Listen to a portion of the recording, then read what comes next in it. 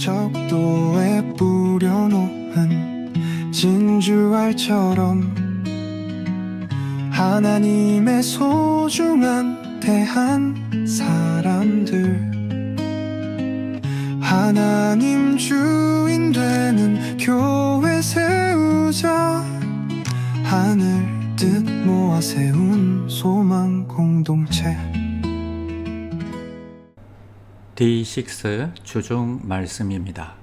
D6란 듀테로노미, 즉 신명기 6장에 내 자녀에게 말씀을 부지런히 가르치라는 하나님의 명령에 순종하는 운동입니다.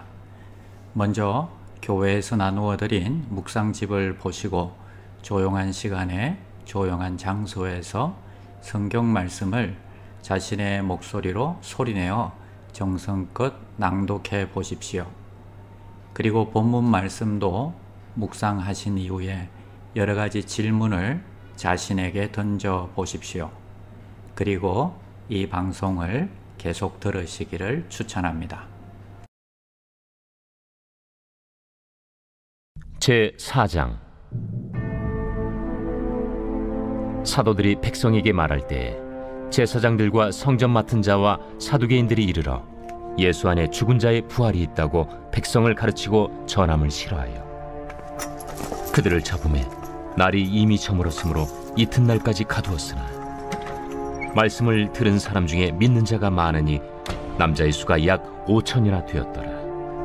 이튿날 관리들과 장로들과 서기관들이 예루살렘에 모였는데 대제사장 안나스와 가야바와 요한과 알렉산더와 및 대제사장의 문중이 다 참여하여 사도들을 가운데 세우고 묻되, 너희가 무슨 권세와 누구의 이름으로 이 일을 행하였느냐?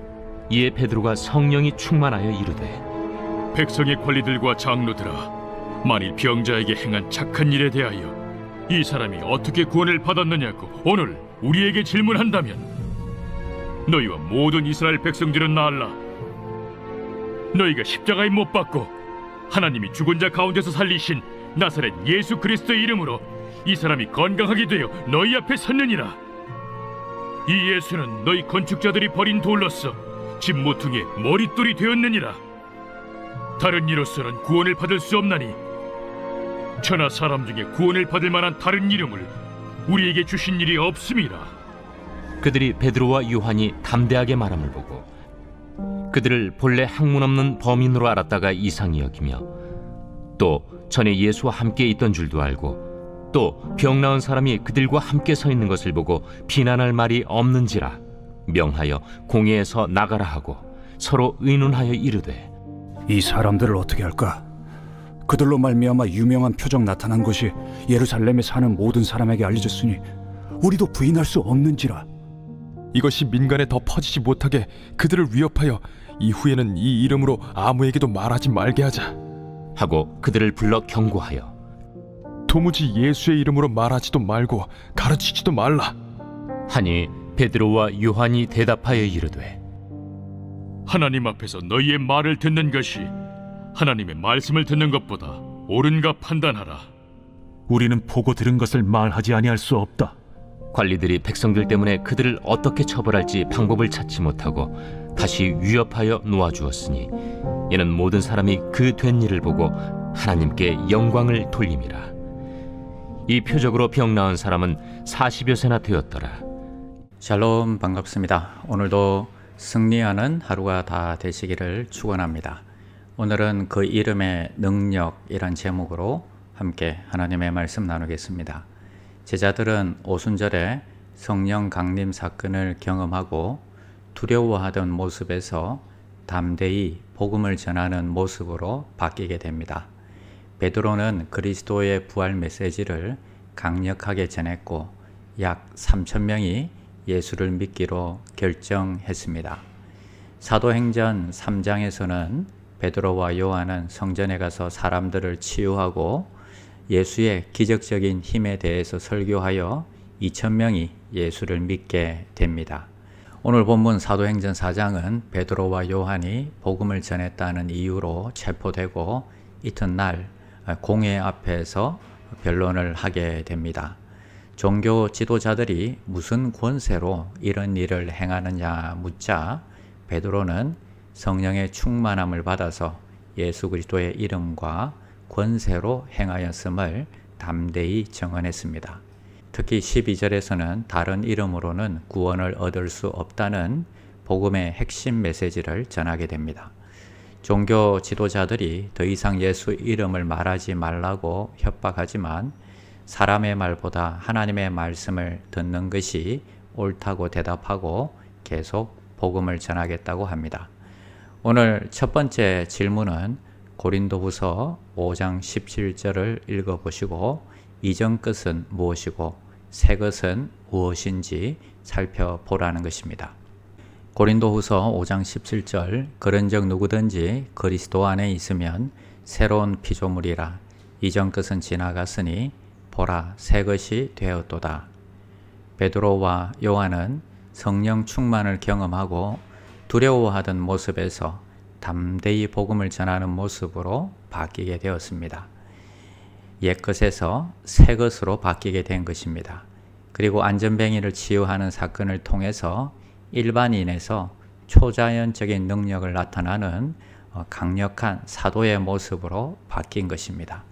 오늘 우리도 성령 충만하여서 주님을 신뢰하고 주님을 의지함으로 예수의 이름의 권세로 새롭게 사용되는 귀한 종들이 다 되시기를 축원합니다.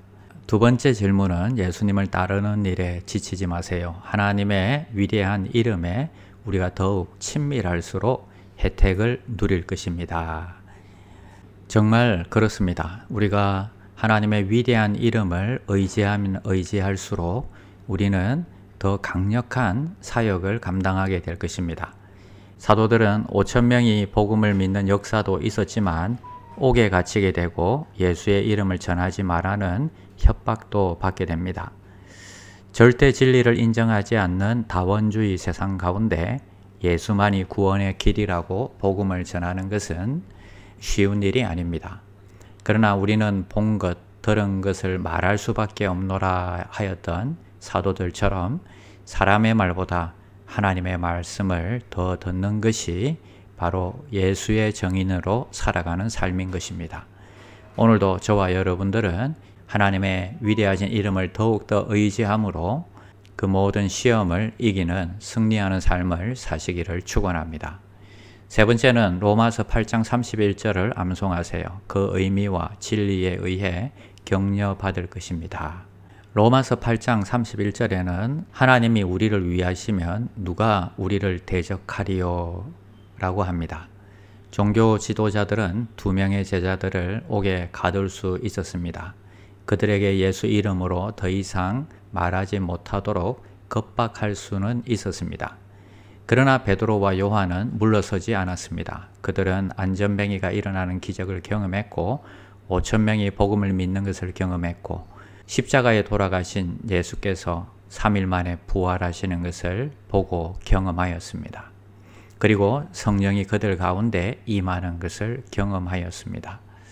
이처럼 하나님이 우리를 위하시면 우리가 두려워할 것이 없고 모든 세상도 우리의 대적이 될 수 없다는 것을 그들은 잘 알게 되었습니다. 오늘 하루를 시작하면서 한번 크게 외쳐보고 하루를 시작하시기를 바랍니다. 하나님이 우리를 위하시면 누가 우리를 대적하리요?